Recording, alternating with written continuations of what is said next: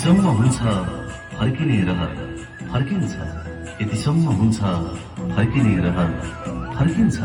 एक परदेशी मरेर पनि घर फर्किन्छ।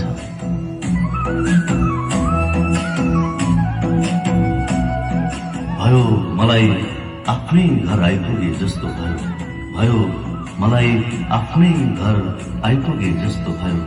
वर्षौं पछि म गाउँको घाटमा आइपुगे।